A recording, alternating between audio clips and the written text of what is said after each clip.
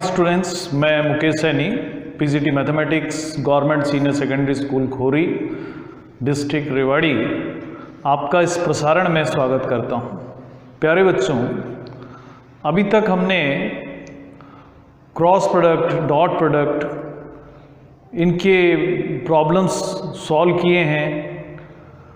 कुछ प्रॉब्लम्स हमने miscellaneous exercise से भी सॉल्व किए हैं।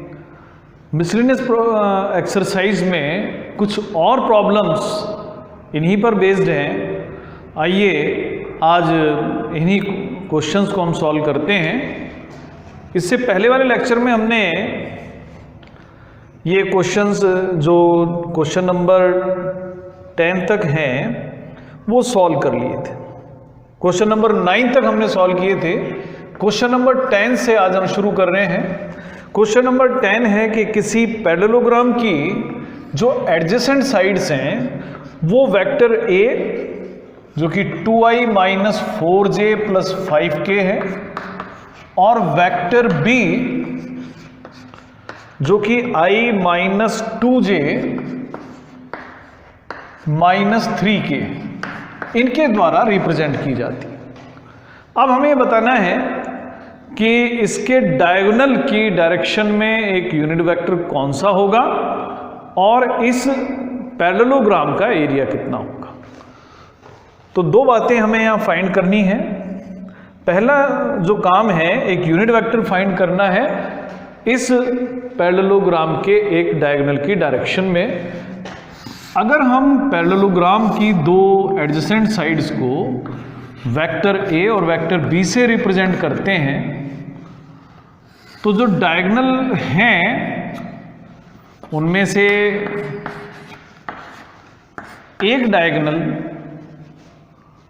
अगर हम बात करें diagonal of A B C D, वो हम रिप्रेजेंट कर सकते हैं ए प्लस बी से, और दूसरा एक डायगोनल हम minus of A plus B से भी रिप्रेजेंट कर सकते हैं। अब मुझे ए प्लस बी करने पर मिलेगा 3i minus 6j plus 2k। इस वेक्टर का मैग्नीट्यूड होगा square root of 9 plus 36 plus 4 यानी स्क्वायर रूट ऑफ 49 जो कि 7 के बराबर है। तो अगर हम बात करते हैं यूनिट वेक्टर की, unit vector in the direction of A plus B, तो ये हमें मिला है 3i minus 6j plus 2k divided bye 7। अब दूसरे हिस्से में हमें यह फाइंड करना है कि इस पैरेललोग्राम का एरिया कितना है। आप जानते हैं एरिया ऑफ पैरेललोग्राम किसी ऐसे पैरेललोग्राम का जिसकी एडजेसेंट साइड्स ए और बी हैं वो होता है magnitude of A cross B.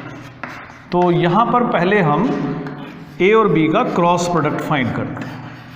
तो ए क्रॉस बी यहां पर होगा i j k, फिर हम लिखेंगे ए के कंपोनेंट्स जो कि 2 माइनस 4 और 5 है, और बी के कंपोनेंट्स हैं 1 माइनस 2 और माइनस 3। ए क्रॉस बी हम फाइंड करते हैं तो हमें मिलेगा i multiplied by 12 minus of minus 10 यानी प्लस 10 माइनस j, तो माइनस j मल्टीप्लाई होगा माइनस 6 और माइनस 5 से, और k मल्टीप्लाई होगा माइनस 4 माइनस माइनस 4 यानी प्लस 4, यानी आपको मिला है 22i प्लस 11j। तो ये है a क्रॉस बी। अब a क्रॉस बी का मैग्नीट्यूड फाइंड करें। मैग्नीट्यूड फाइंड करने के लिए 22 का स्क्वायर करेंगे जो कि 484 होगा, और 11 का स्क्वायर करेंगे जो कि 121 होगा। दोनों का प्लस कर दें,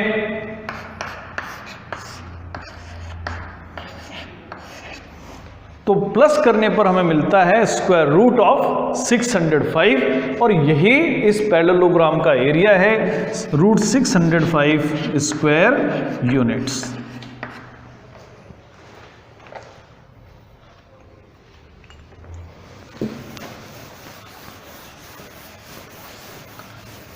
अब जो अगला क्वेश्चन हम ले रहे हैं ये 11th क्वेश्चन है, और 11th क्वेश्चन में हमें एक ऐसा वेक्टर ढूंढना है जो x, y और z तीनों एक्सिस से बराबर एंगल बनाता हो। क्वेश्चन है कि show that direction cosines of a vector equally inclined to the axis OX, OY and OZ are 1/√3 each. ये है क्वेश्चन नंबर 11।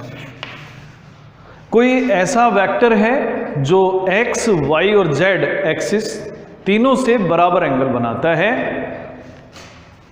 तो वो जो एंगल होगा वो इस प्रकार का होगा कि डायरेक्शन कोसाइंस 1/√3, 1/√3 और 1/√3 होंगे। पहले हम ये याद जरूर कर लें कि डायरेक्शन कोसाइंस होते क्या है। अगर कोई भी vector positive directions of axis के साथ में जो एंगल बनाता है, अगर वो एंगल्स अल्फा, बीटा और गामा हैं, तो कॉस अल्फा, कॉस बीटा और कॉस गामा को हम कहते हैं direction cosines of that vector. तो क्योंकि ये ऐसा वेक्टर है जो तीनों के साथ ही, तीनों एक्सिस के साथ ही इक्वल एंगल बना रहा है, तो let vector OP makes angle of alpha with positive directions of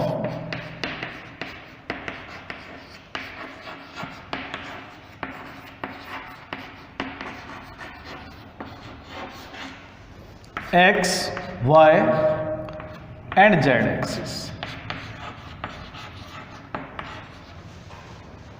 इसका मतलब हुआ डायरेक्शन कोसाइंस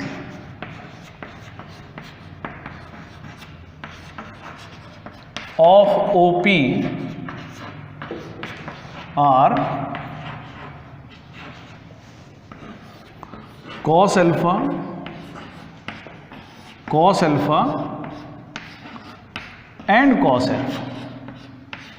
लेकिन हमने ये भी पढ़ा था कि अगर किसी वेक्टर के डायरेक्शन कोसाइंस L, M और N से रिप्रेजेंट करे जाते हैं तो इनके स्क्वायर्स का सम 1 होगा, बट cos स्क्वायर अल्फा यानी ये L है, ये M है और ये N है, तीनों ही बराबर हैं cos square alpha plus cos square alpha plus cos square alpha. अगर इन तीनों को हम सम कर दें तो इनका सम बनेगा 1, तो 3 cos स्क्वायर अल्फा 1 के बराबर, और ये कहें कि cos स्क्वायर अल्फा 1/3 है, तो cos अल्फा की वैल्यू प्लस माइनस 1/√3 होगी। और अगर ये एंगल एक्यूट होगा तो उस स्थिति में cos अल्फा की वैल्यू 1/√3 हमें रखनी चाहिए। तो जो एंगल्स बनेंगे वो इस प्रकार के होंगे कि cos alpha, cos beta, cos gamma सभी की वैल्यू 1/√3 ईच होगी, और यही हमें यहाँ पर प्रूव भी करना था। अब अगला जो क्वेश्चन है 12th, इसमें हमें 3 वेक्टर्स गिवन है। तो ये 3 वेक्टर्स हैं। पहला वेक्टर है ए वेक्टर है I + 4j + 2k। दूसरा वेक्टर है b और ये है 3i minus 2j plus 7k। और तीसरा जो वेक्टर है c, ये है 2i minus j plus 4k। तो ये तीन वेक्टर्स हमें गिवन है। एक वेक्टर हमें फाइंड करना है, वेक्टर d।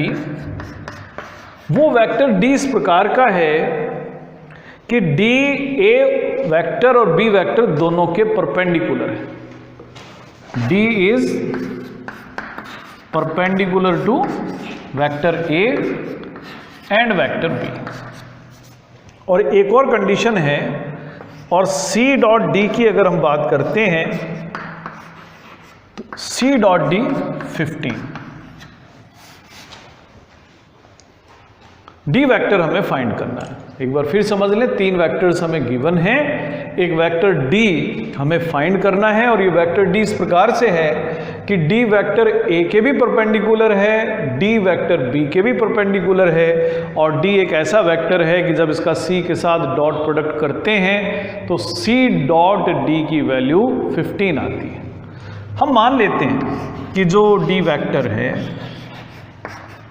वो xi plus yj plus zk के इक्वल है। यहां x, y और z तीन नंबर्स हैं। क्योंकि d वेक्टर a के और b के परपेंडिकुलर है तो d is perpendicular to vector a।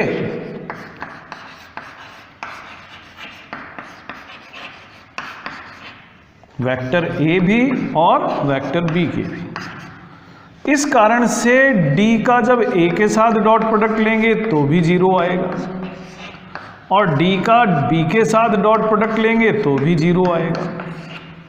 मैं फिलहाल डी डॉट ए फाइंड करता हूं।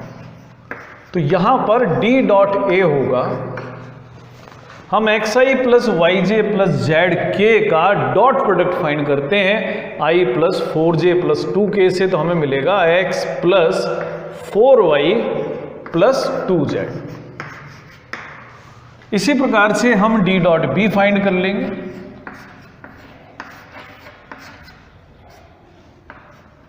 और ये d डॉट a असल में 0 के बराबर है, क्योंकि d और a तो परपेंडिकुलर है। d डॉट b की अगर हम बात करें तो 3x minus 2y plus 7z, ये भी 0 के इक्वल। आप इनकी नंबरिंग कर सकते हैं जिससे हमें सॉल्व करने में सुविधा रहेगी। आप d जो वेक्टर है उस इक्वेशन 1 डाल दें, d डॉट a 0 के बराबर है, इसे दूसरी equation, d dot b equal to 0 को तीसरी इक्वेशन। ऑल्सो d और c का जो डॉट प्रोडक्ट है वो 15। तो d डॉट c अगर हम करते हैं तो 2x minus y plus 4z 15 के बराबर।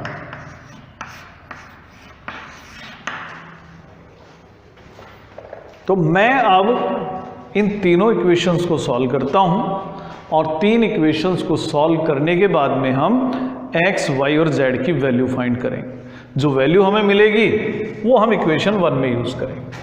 पहले हम यहाँ पर तीन वेरिएबल की इक्वेशन है, इसे 2 में कन्वर्ट करेंगे, तो इसलिए इक्वेशन 2 और इक्वेशन 3 को हम सॉल्व करते हैं। और इसके लिए मैं इक्वेशन 3 को 2 से मल्टीप्लाई कर लेता हूँ। तो सॉल्व करते हैं 2 और 3। 2 और 3 को जब हमने सॉल्व करा, पहले हम इक्वेशन 2 को एज इट इज लिख लेते हैं, x plus 4y plus 2z equal to 0, और इक्वेशन 3 को दोनों साइड 2 से मल्टीप्लाई करके लिखते हैं। ये हमें मिलेगा 6x minus 4y plus 14z equal to 0। जब हम इनको ऐड कर देंगे तो हमें मिलेगा 7x plus 16z equal to 0। ये इक्वेशन नंबर 4 डाला। अब इसी प्रकार से आप 4 इसको डाल दें, c dot D equal to 15 को, और इसको डाल दें 5। अब इसी तरह से इक्वेशन 3 और 4 को भी सॉल्व करते हैं और x और z में ही बना लेते हैं। तो इक्वेशन 4 को मैं 2 से मल्टीप्लाई करता हूं और सॉल्व करता हूं थर्ड इक्वेशन के साथ। सॉल्विंग 3 and 4, थर्ड और फोर्थ इक्वेशन को हम सॉल्व कर रहे हैं। थर्ड इक्वेशन हम एज इट इज लिख देते हैं 3x minus 2y plus 7z equal to 0 और फोर्थ इक्वेशन को हम कर देते हैं 2 से मल्टीप्लाई।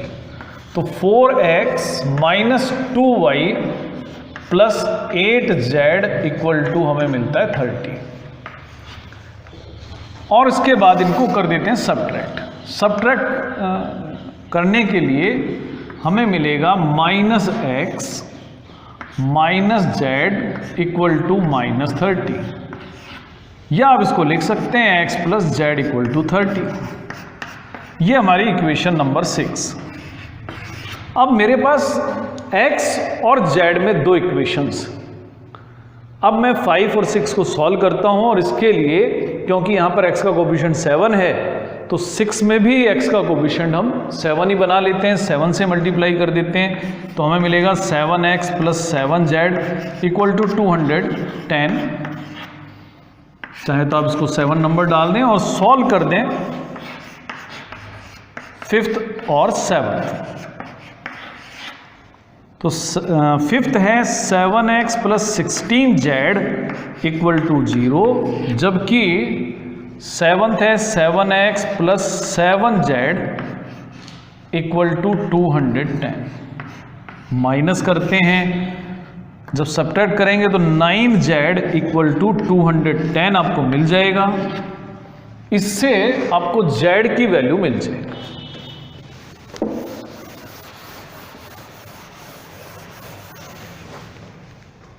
तो z की जो वैल्यू है वो हमें मिलेगी 210 डिवाइडेड बाय 9। आप 3 से कैंसिल कर सकते हैं तो 70/3।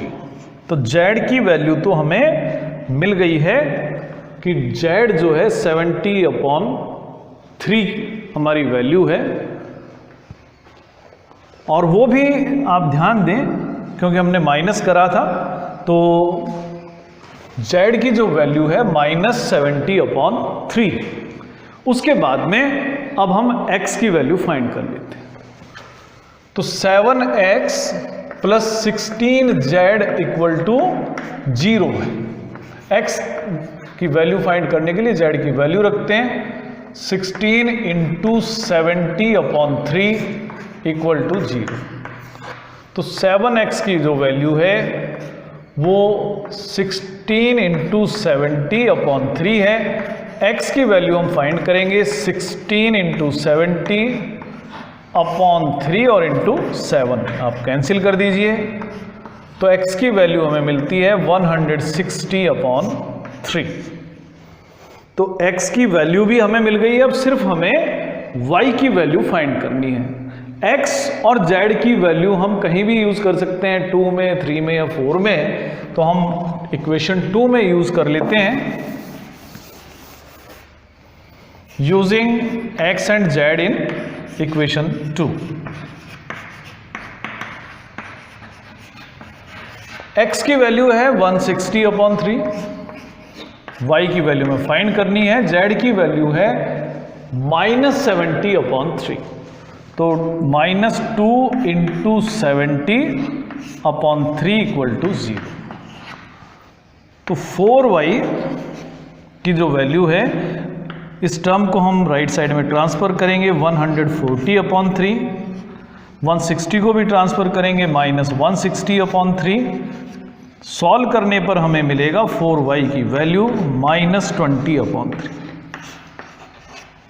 यानी y की जो वैल्यू है वो -5/3।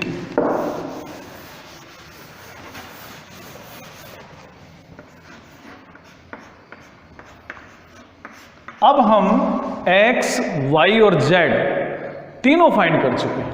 तो इसलिए रिक्वायर्ड वेक्टर जो कि वेक्टर d है और वेक्टर d था xi। अब x की वैल्यू जो है हमारे पास में हमने फाइंड करी थी 160/3i, y की वैल्यू -5/3j, और z की जो वैल्यू थी हमारे पास में वो थी -70/3k। तो ये वो वेक्टर है जिसका डॉट प्रोडक्ट a और b के साथ 0 है और d डॉट c की वैल्यू जहां 15 आती। ये जो क्वेश्चन हमने करा था इसमें हमने d का डॉट प्रोडक्ट a और c दोनों के साथ करा था, लेकिन क्वेश्चन में कंडीशन थी कि वेक्टर d वेक्टर a और वेक्टर b दोनों के प्लेन के परपेंडिकुलर है। तो आप ये भी जानते हैं कि जो a क्रॉस b की डायरेक्शन होती है वो a और b दोनों के प्लेन के परपेंडिकुलर होती है। तो आप a क्रॉस b करने के बाद में जो वेक्टर मिलता है उस वेक्टर की हेल्प से भी इस क्वेश्चन को कर सकते थे। अब जो अगला क्वेश्चन है 13th क्वेश्चन है। 13th क्वेश्चन है कि scalar product of the vector, एक वेक्टर गिवन है, हम उसका नाम वेक्टर ए ले लेते हैं, i प्लस जे प्लस के। तो इसका जब स्केलर प्रोडक्ट लिया जाता है एक with a unit vector along the sum of vectors, एक यूनिट वेक्टर लेना है अलोंग सम ऑफ दो वेक्टर्स हैं। एक तो वेक्टर b है जो कि 2i plus 4j minus 5k, vector c एक और वेक्टर है और ये है lambda i plus 2j plus 3k। तो क्वेश्चन ये है कि एक वेक्टर जिसका नाम हमने वेक्टर a रखा है, जब इसका डॉट प्रोडक्ट लिया जाता है एक यूनिट वेक्टर जो vector b plus vector c के अलोंग है, इनका डॉट प्रोडक्ट 1 आता है, लैम्डा की वैल्यू हमें बतानी। तो पहला काम है हम कि वेक्टर b और वेक्टर c की डायरेक्शन में जो वेक्टर है वो कौन सा है वो फाइंड करेंगे। यहां पर vector b plus vector c की बात करते हैं। Vector b plus vector c यहां होगा 2 plus lambda i plus 6j minus 2k, ये vector b plus vector c। अब vector b plus vector c तो हमने फाइंड कर लिया है, अब हम फाइंड करते हैं मैग्नीट्यूड। मैग्नीट्यूड होगा 2 प्लस लैम्डा का स्क्वायर प्लस 6 का स्क्वायर प्लस माइनस 2 का स्क्वायर। तो ये हमें मिलेगा 4 plus lambda square plus 4 lambda plus 36 plus 4। इसको हम कर लेते हैं सॉल्व। हमें मिलेगा lambda square plus 4 lambda plus 44। तो ये magnitude of b plus c। अगर यूनिट वेक्टर की बात करी जाए, unit vector along b plus c,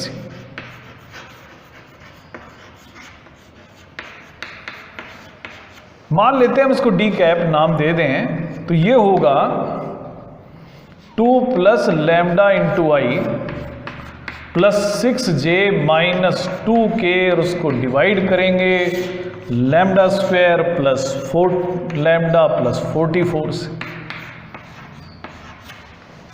तो ये वेक्टर हमें मिला है।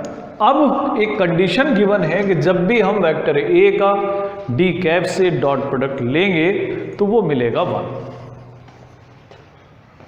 तो ये कंडीशन गिवन है कि जब भी मैंने वेक्टर a को d से मल्टीप्लाई किया तो मिला 1, यानी कि i प्लस जे प्लस के का डॉट प्रोडक्ट करा है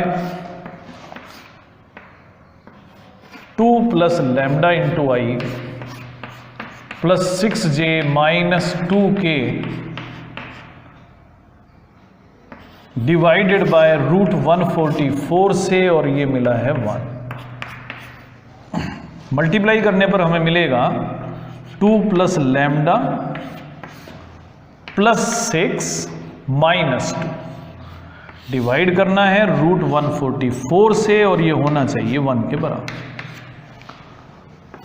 न्यूमरेटर में हमें मिलेगा लैम्डा प्लस 6 और डिवाइड हमें करना था, एक को ठीक लिख दें, lambda square plus 4 lambda plus 44। एक बार इसको भी हम ठीक कर लेते हैं, lambda square plus 4 lambda plus 44।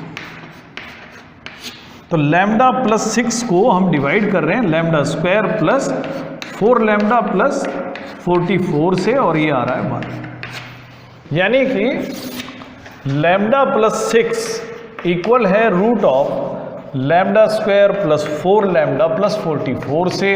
Equation solve करने के लिए दोनों साइड स्क्वायरिंग कर लेते हैं, हमें मिलता है lambda square plus 12 lambda plus 36 equal to lambda square plus 4 lambda plus 44। Solve करने पर लैम्डा स्क्वायर की टर्म्स 0 हो जाएंगी। 12 लैम्डा में से 4 लैम्डा माइनस करेंगे, 8 लैम्डा, और हमें मिलेगा 44 माइनस 36 जो कि 8 होगा। और इससे हमें मिलेगा कि लैम्डा की जो वैल्यू है यहाँ पर वो 1 है, और यही हमें फाइंड भी करना था कि लैम्डा यहाँ पर कितना है। अब इसके बाद में हम ले रहे हैं अगला क्वेश्चन, जो कि क्वेश्चन नंबर 14 है।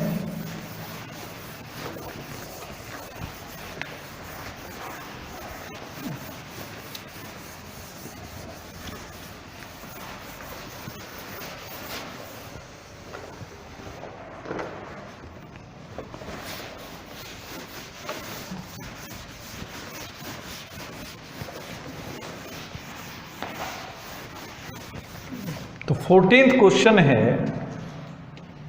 A B C mutually perpendicular vectors हैं और इक्वल मैग्नीट्यूड वाले वेक्टर्स गिवन। 3 वेक्टर्स हैं, vector A, vector B and vector C are mutually perpendicular.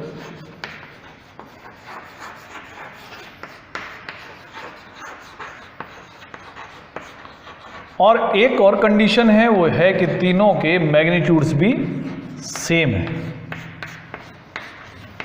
हम ये भी मान लेते हैं कि तीनों के मैग्नीट्यूड सेम है, सपोज ये लैम्डा के इक्वल। हमें प्रूव करना है कि जो vector A plus vector B plus vector C है इज इक्वली इंक्लाइंड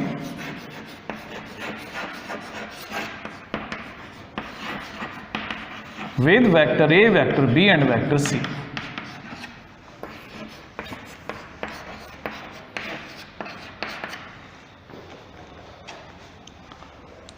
तो यहां पर जो ABC वेक्टर्स हैं वो इस तरीके के हैं। पहली कंडीशन है कि म्यूचुअली परपेंडिकुलर है।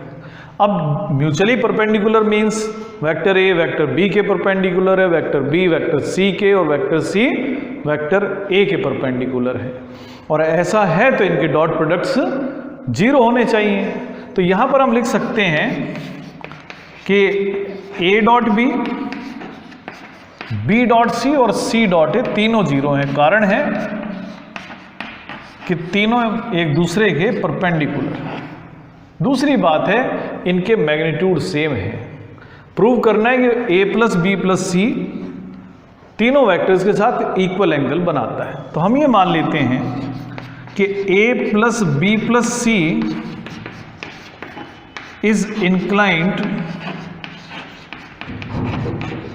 एट θ1, θ2 एंड θ3 with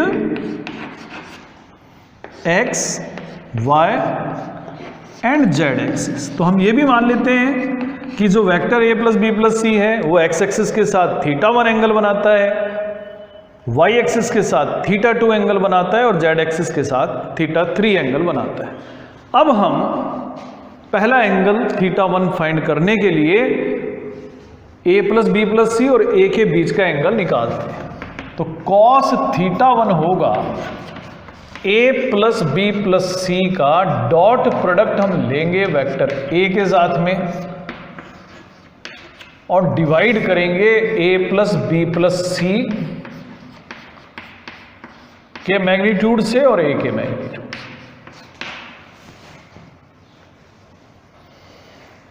तो यहां जब हम मल्टीप्लाई करते हैं तो हमें मिलेगा a dot A plus a dot B plus a dot C या c डॉट ए का मैग्नीट्यूड तो हमने बताया था लैम्डा है। a प्लस बी प्लस सी का मैग्नीट्यूड भी हम बाद में फाइंड कर लेंगे, फिलहाल हम इसको एक नए नाम से रिप्रेजेंट कर देते हैं। मान लेते हैं कि ये जो a प्लस बी प्लस सी का जो मैग्नीट्यूड है इसे हम म्यू से डिनोट कर रहे हैं। अब a डॉट ए होगा a स्क्वायर,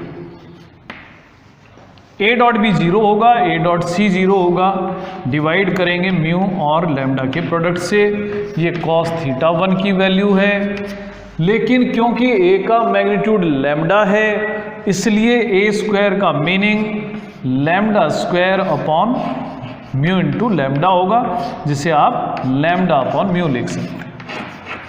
यहां पर एक बार फिर बता दें कि म्यू का मतलब है magnitude of a plus B plus C. कितना होगा वो हम बाद में फाइंड कर सकते हैं। इसको आप इक्वेशन नंबर 1 डाल।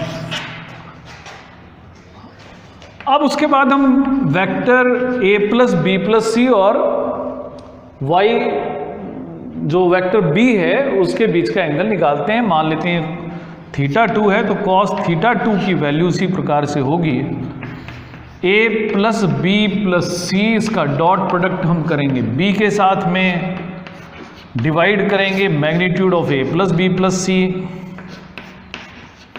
और करेंगे साथ में ही b के मैग्नीट्यूड। मल्टीप्लाई करने पर हमें मिलेगा a dot B, b dot B और c डॉट बी। इस मैग्नीट्यूड को हमने म्यू से डिनोट करा है और इसे लैम्डा से। b डॉट b की वैल्यू b स्क्वायर होगी और a डॉट b और b डॉट c दोनों हमने 0 ले रखे हैं। तो cos थीटा 2 होगा b स्क्वायर अपॉन में म्यू इंटू लैम्डा, लेकिन b का मैग्नीट्यूड लैम्डा है तो b स्क्वायर की value lambda square upon mu into lambda होगी, यानी लैम्डा अपॉन म्यू। सिमिलरली इसी तरीके से हम कह सकते हैं cos थीटा 3 की बात करें तो ये होगा a plus B plus C dot C magnitude of a plus B plus C और मैग्नीट्यूड ऑफ c। मल्टीप्लाई करने पर हमें मिलेगा a dot C plus B dot C plus c dot C. इस मैग्नीट्यूड को हमने म्यू से denote करा है, c का मैग्नीट्यूड लैम्डा है।